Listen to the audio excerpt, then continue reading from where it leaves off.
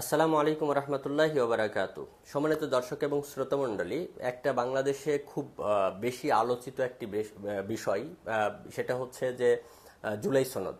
জুলাই সনদ এবং বিগত সময়ে যে নির্বাচন হয়েছে সেই নির্বাচন, এই দুটো যদি একসাথে আমরা কথা বলি এটা নিয়ে, যে জুলাই সনদ বিএনপি সরকার এটাকে নাকচ করছে এবং তারা বলছে যে জুলাই সনদে যে হ্যাঁ ভোট এবং না ভোট ছিল, এই হ্যাঁ ভোট এবং না ভোটটা জনগণ বুঝে দেয়নি। বা এখানে আরও একটি বিষয় ছিল যে এখানে হ্যাঁ এবং না দুটারই একটি সংমিশ্রণ থাকা উচিত ছিল, যে আমি এই বিষয়ে হ্যাঁ দিতে চাই, এই বিষয়ে না দিতে চাই।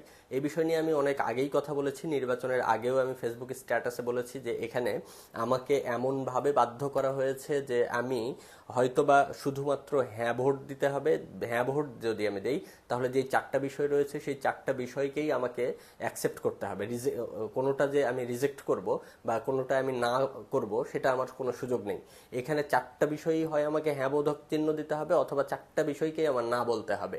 এই বিষয়টা নিয়ে ইভেন আমরা যখন এই দেশে ভোট গণতন্ত্রের এই নির্বাচনে আমরা যখন এই কথা বলি যে আমাদের ভোট বিক্রি হচ্ছে, আমাদের কাছ থেকে ভোট কেনা হচ্ছে, বা আমরা সচেতনভাবে ভোট দিতে পারছি না বা দেই না বাংলাদেশের লোকজন, সেখানে এই গণভোটের এত বড় একটা বিশাল বিষয় আমার এই ক্ষুদ্র জ্ঞানে আমার কাছে মনে হয়েছে। আমি মাত্র অনার্স মাস্টার্স করেছি, ফাজিল কামিল করেছি।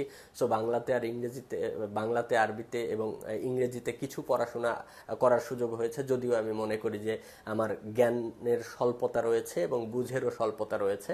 এই দিক থেকে আমি খুবই নগণ্য একজন ব্যক্তি। এই নগণ্য ব্যক্তির কাছে জুলাই সনদ নিয়ে যখন আমি পড়াশোনা করেছি বা আমার কাছে গণভোটের হ্যাঁ না নিয়ে পড়াশোনা করেছি, তখন আমার কাছে মনে হয়েছে দুই রকম সংঘর্ষপূর্ণ বিষয় রয়েছে সেখানে, যেটার কিছু বিষয়ে আমি হ্যাঁ বলতে চাই, কিছু বিষয়ে আমি না বলতে চাই। কিন্তু ওই ভোটের সময় এই বিষয়টা সেখানে ছিল না। কিন্তু আমাদের দেশে কত পার্সেন্ট মানুষ রয়েছে যারা এই বিষয়টা পড়াশোনা করে, জ্ঞান অর্জন করে তারপরে ভোট দিতে যাবে? এরকম কয়জন মানুষ রয়েছে? আসলেই আপনি নিজেকেও জিজ্ঞাসা করেন, আপনি বলবেন যে না, নেই। আমরা যখন এই দেশে কোনো কাজ করতে যাই, তখন হুজুকে অনেক মানুষ চলে। একজন ব্যক্তি যে রাস্তায় চলছে, ওই রাস্তায় অনেকেই চলতে চায়।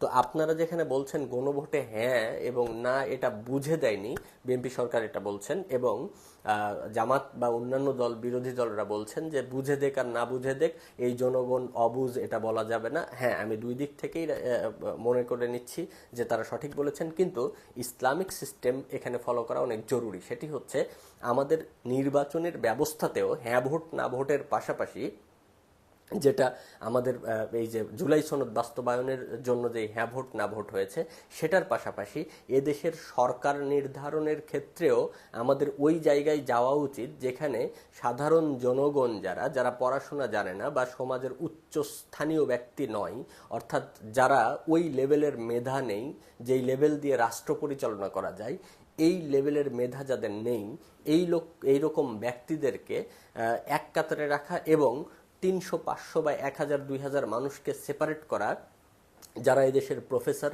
যারা এদেশের অ্যাডভোকেট, যারা এদেশের ডাক্তার, যারা এদেশের ইঞ্জিনিয়ার, যারা সভ্য সোসাইটিতে বসবাস করে, এরকম মানুষদেরকে সেপারেট করা উচিত, যাদের ভোটের মূল্য হবে অনেক বেশি।